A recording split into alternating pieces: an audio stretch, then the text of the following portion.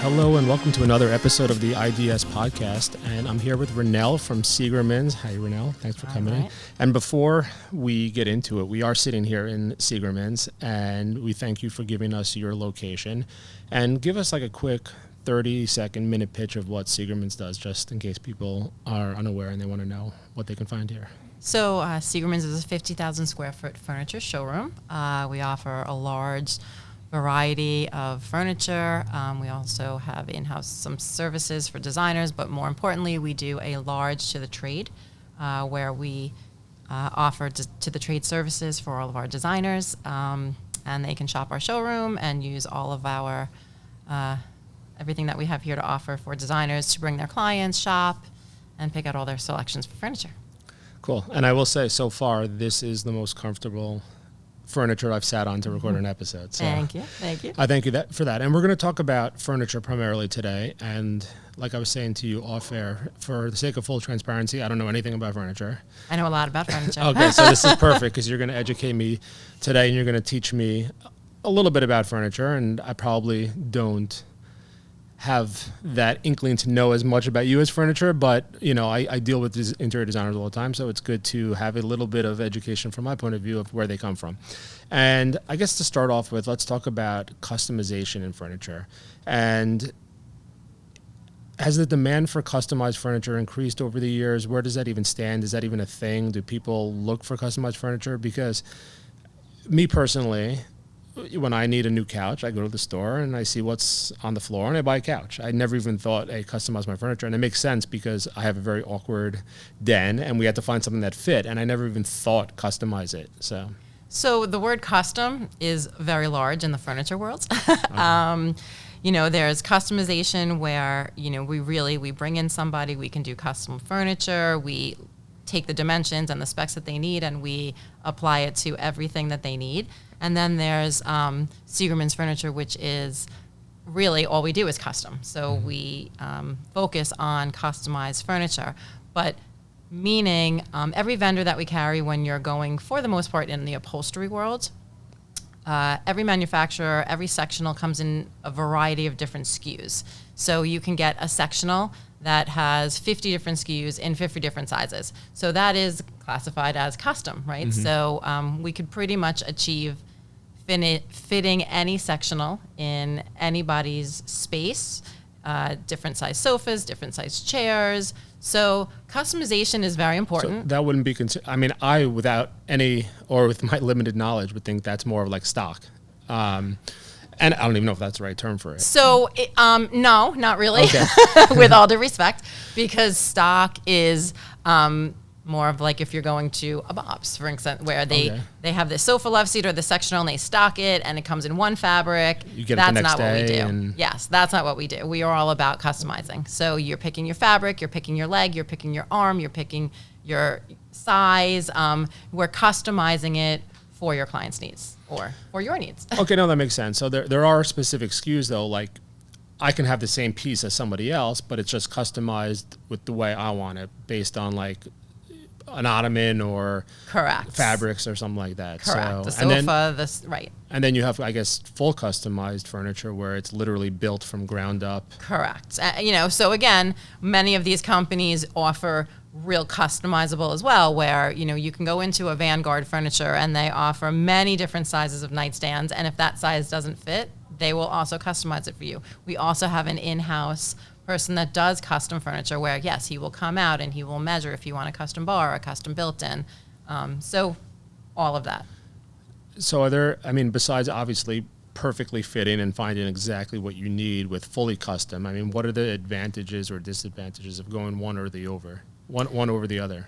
Price point. Okay. So clearly, if you could purchase something within the world of the vendor where they do offer a huge variety of SKUs to customize, it's going to be a better value. Okay, and what about like turnaround time?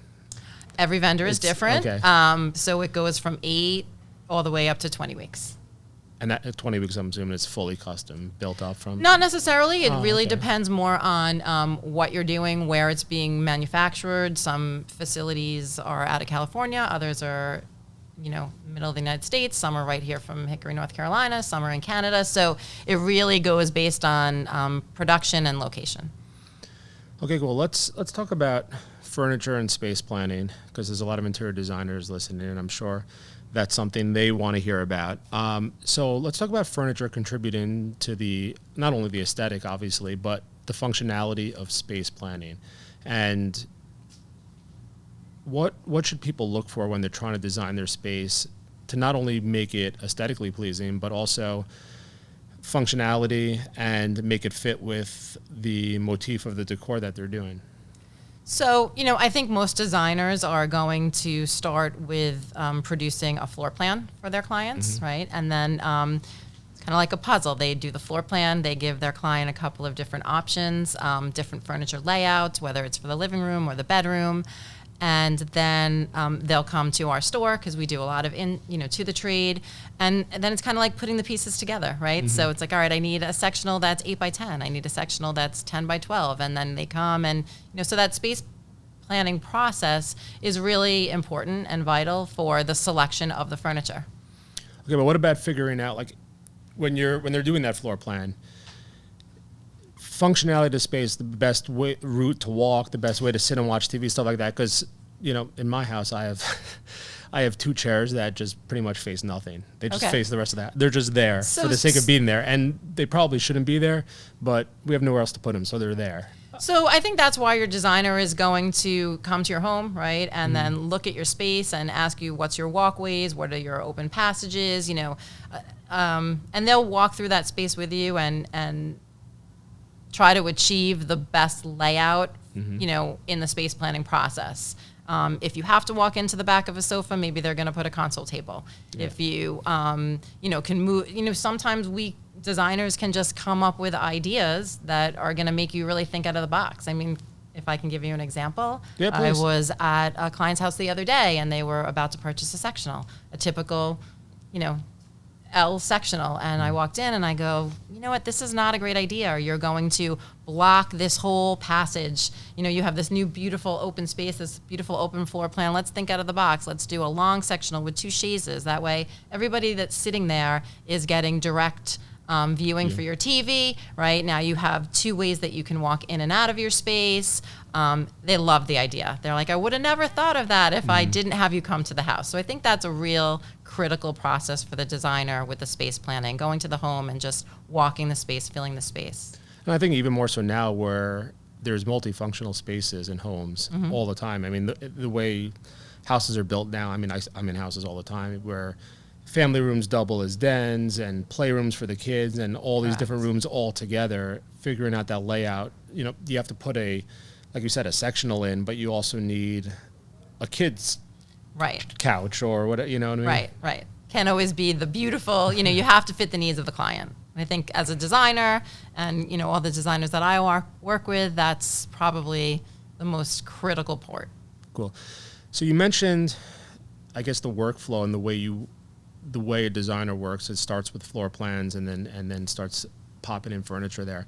But let's talk about a little bit of that technology part of things for the furniture, because I think that correlates to that with renders and different stuff. And, we were talking briefly before how there's ways of choosing furniture and throwing it into renders and stuff. So what kind of stuff can designers utilize in the vein of furniture, technology-wise, to, I guess, help prove things to their clients or just make their jobs easier, stuff like that? So there's a lot of programs out there that designers use that are amazing, where they take their floor plans and then they can kind of virtually turn it into a 3D drawing. They can even like a render, essentially. Yep, a rendering. Once they could apply paint colors in that technology. They can apply window treatments. If they come and they start the furniture selection process, sometimes they can even add that specific piece. Like some of those technology programs will incorporate the actual piece of furniture. So they're really seeing a rendering in a technological.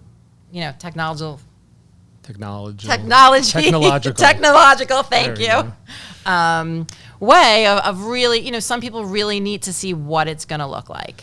Yeah, and it's interesting, and we were talking before that it's so new, but I think AI is going to play such a crucial role to that, because a lot of even the new AI programs, I know you said you don't know much about it, but a lot of the new, and we have an episode dedicated to AI, so definitely worth a listen. Yep. But for instance, with AI, you can upload source imagery and tell a lot of these IA softwares to make a render for you, and you can say use this couch and a picture of the couch. Correct. And it can literally put that couch into your floor plan for you. Correct. And we actually have that here as well. We have many companies, a company we do a lot of business with, which is Canadell, where we can also do that same thing. You choose your chair. It's a dining room company, so you choose your chairs, you choose your table, the size, whether it's going to have leaves or no leaves, the fabrics, the application, the color of the woods, and we actually build it here on the computer screen for our clients. And put it in. A couple minutes later, it spits out that 3 image, and they're like, "Wow!" It really helps them see what they're about to purchase. And what about augmented reality? Is that a thing? Do you even know what that means? I do not. Okay. So augmented reality is when you can take a real live situation and put something in there. So I'll give you an example. Years ago, I used to sell fine art prints on my website, photography stuff that I used to do. And I had a built-in augmented reality simulator through my website. It worked much better on the phone, obviously, where you can choose one of the prints you were interested in buying from me, take a picture of your room, and it would show you what your room looked like with that print on the wall.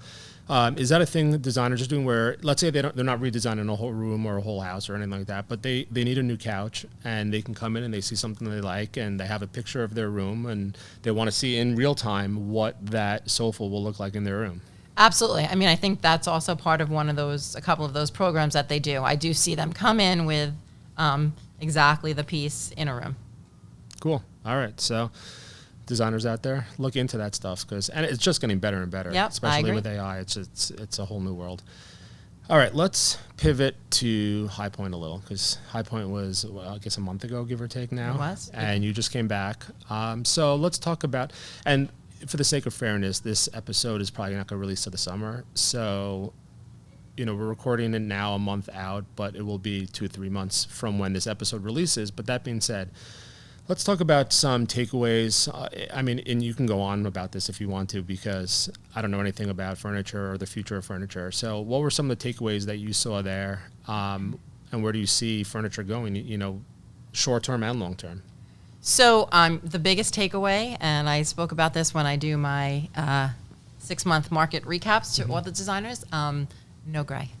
No gray anywhere. There is no gray in the world of design. That doesn't mean it's not here to stay, but I think that they are trying to take us away from the world of gray.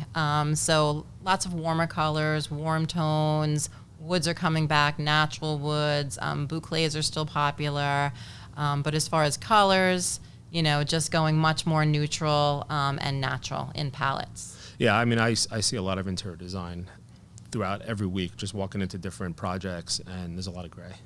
There's a lot of gray. So, like I said, in all fairness, personally, I don't think the gray is going away, but I think that the trends are trying to make us move away from it a little bit.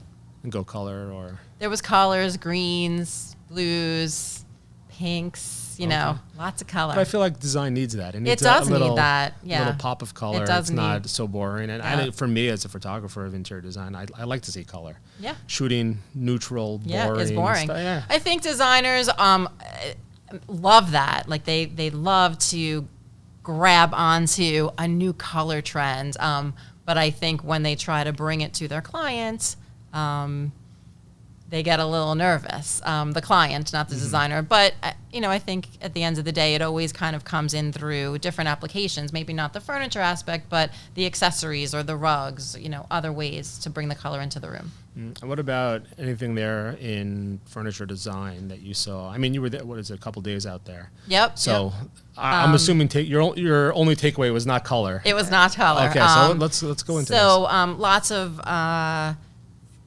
furniture that was fully upholstered, swivel chairs. I talked about how swivel chairs were, still are, and were always very popular. Lots of fully upholstered sofas, beds, ottomans, all those accent pieces, fully upholstered to the ground, meaning not sitting on legs. There was a lot of really fun cocktail tables I talked about that were not like a large cocktail table, not that big grand, nesting tables and different pieces kind of like put together in front of sofas, like many nesting tables like this, where it was groups of them, was very, very popular. Trying to think out of the box, I think, with not your classic, how can we change it up? So let's not do a big 42-inch round cocktail table, and let's not do a 48-inch square, and let's, kind of make it a little bit more exciting, Cool. What's that experience like for designers who've never been down there? Like, what's your overwhelming? No, it is. Look, you know what? I've never been to High Point. To be perfectly honest, I've had no interest doing what I do. But that being said, I've gone to photography conferences, so it's I would equate it to the being similar. What's for people that have never been down there, and I would imagine as a designer, that's somewhere you should be at all Absolutely. the time, every year. What's it like? What's a typical day down there? I mean, is it 20,000 steps? Is it? All right. Good. Well. So it's worth it for that. Comfortable shoes. Exactly. I mean, is it work all day, party at night type of thing? It's work all day and party at night. Yeah. But are there big? Is like a big expo or there's presentations? High all Point day? Furniture Market is a town of furniture, and I literally mean a town. Take a town that you live in and convert it to huge buildings with 20 floors each. I typically go there for 7 days. I cannot get my work done. So I go on with a lot of hats, and I have a lot of things to do there. But for just a designer who just wants to go there's no way they would ever be able to even see, I would say 50% of it. It is that large. But amazing and exciting. And, I'm always going there looking for, some people get tired of going. I've also been going for over 30 years. Okay. But I never get tired of going yet. Because as a designer, it's like I'm always going and looking to reach for that, new trend, the new color, that new piece of furniture, what's new, what's exciting. But it's not like a big expo hall where there's everything there. You're just kind of walking around town, essentially. Well, there's many expo halls. Okay. There's probably a dozen buildings, and they are city street blocks long and 20 floors high. So you could go there, and it's a beautiful 75-degree day because it's North Carolina and the weather's typically nice there when we go, and start in a building at 7:30 in the morning and not leave that building till 7 o'clock at night. Oh boy. And still not see the whole building, because in each building there's many, many factories. And then at night, all the designers are just and then at hanging night, out, yeah. drinking, We and doing their typically, thing. they actually have. Or you're just so exhausted. We're exhausted, but we look forward to our dinners, and we usually typically go out with representatives of furniture factories that we carry, and you kind of just detox a little bit, and it's fun. It's fun, and it's twice a year. It's twice a year. It's now, every April and every October. Do you feel that there's enough changing in the furniture design industry that in those 6 months? I think it depends on what's happening in the world. For example, during COVID, not a lot of change. But I think it depends on what's happening in the world and society. Sometimes you go and, I always use the expression, I like to be wowed. So there's a lot of wowing, and then other times there's, minimalistic. All right, let's jump into the last topic I have, and if there's anything else you want to talk about regarding furniture, please by all means, because I don't know enough about it to might come stay up for with another more. hour. That's fine.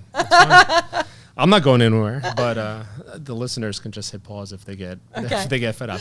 But let's talk about some advice for designers when they're looking to choose furniture or help build furniture into their designs. So what are some specific features that they should look for? What are things they should try and avoid making a priority, stuff like that?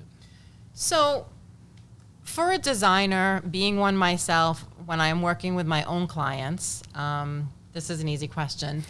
I always like to start with comfort, right? Because we want a client's house to be beautiful.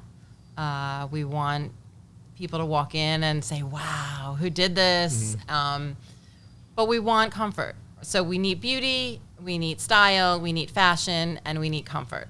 So I agree with that. I think that, the most important, and I think when you explain that to a client, they like to hear that because you're not just, making it beautiful. You're thinking about their needs and their wants, kind of like to your point earlier where they have a playroom and they have kids and, what can we do to hide all the toys? We have to get a couple of cabinets that you could push some of the toys in and leave out the ones that are important. Same thing. I mean, their needs are the most important. So I always like to, sit them in 30 different sofas to see, is this too deep? Is this too hard? Is this too plushy? You got to find out what their needs are and then build on it. Mm-hmm. And then beyond that, okay, it's comfort. Is it decor? Is it textures? What's... Yeah, I mean, all of that. Do you want it to be a soft chenille? Do you want it is it more important that it's durable? Does it need to be a fabric because you have kids and a dog and it needs to be, very resistant and resilient for all of that? And then how much do you want to layer in? Do you want to layer in area rugs? Do you want to do swivel chairs? What are the other needs? Do you want more seating? Some people like, I live in this room, I want it to seat 100 people. Well, you can't seat 100 people, but you can add a pair of ottomans by your fireplace and all these things that are going to help you, fulfill what you need in that space. And what about, tables and stuff like that? Because I know most of this episode so far we're speaking about couching or couches or seating, but what about, tables, accessories, even dining room table, stuff like that? I mean, same thing. What do you want to accomplish in your dining room? Do you want... So often I hear, I want a dining room table with 3 leaves, so at Christmas time and the holidays. And, I always say, take a step back. Do you need to narrow your limitations on what you're purchasing for the 4 times a year that you're going to use those leaves? Yeah. Or do you want to get something that's going to be really comfortable in your space for your everyday living? Yeah. And just pull out the folding table when you're having those large gatherings. So, yes, it's all of that. Cocktail tables, end tables, clients that have younger children, as yourself. Yeah. They don't want glass. They don't want sharp corners. Maybe we do ottomans or, it's all about their needs. What they need first in your design, I feel, is the most important element. And then expanding on, how to bring it all together with colors and make sure your whole room conceptually flows together. All right. And let's...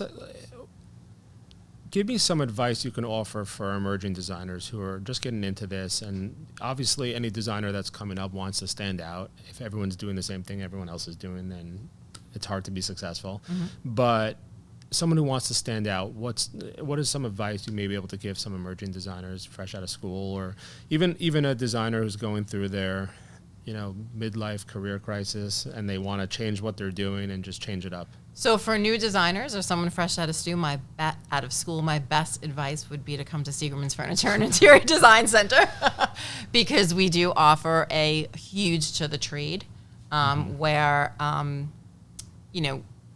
there's a lot of furniture companies out there. There's a lot to learn. It's all knowledge. Knowledge is power. And the more you know, the more you sell. And at the end of the day, you're a designer, but you're a salesperson. Yeah. And the more you can educate yourself on product and availability, the better you're going to sell to your client. So here we have, and in all of our stores, because we have 3 of them, 50,000 square feet in each store of furniture, and dining room tables and accessories and paints and carpets, and we'll help you, walk through the stores and learn the merchandise and cater to your client. Yeah, and look, as a creative, not necessarily in the interior design side of things, but as a creative, I would also say, don't be afraid to be a little out of the box, because absolutely. I mean, that's how you build a reputation, is doing something unique, and if it's something bold, then... But don't push, because sometimes, a client will shy away because they feel like you're trying to create their space to your likes and not theirs. Mm-hmm. So, unless, I guess, that's your reputation and people are... Because I would imagine there are people like that just go bold, and people... there are photographers like that, if I want to use a comparison, where their work is just out there, but that's what people like. And they're like, you know what, I don't know what I want, so let me get the guy who's just going to give me his vision and what he sees, and I trust him. Right. You know? I think it's a happy medium. Yeah. Yes, you want, it's kind of like when we're purchasing furniture for the showroom, because I also am the buyer for the store. Okay. So, every sofa in the showroom can't be gray, because then when you're walking in my furniture store, Not after High Point. it's very boring. Right. So sometimes you need to put that burgundy sectional on the floor. And you see it. I mean, Just- look around. Exactly. Just so people, will gravitate to it. And then, obviously when they start asking questions, we're going to take them back and say, it's offered in 1,000 fabrics. You don't need to do it in burgundy, but you need that wow. You need to bring people in sometimes. So I agree. All right, cool. So I want to thank you for coming on.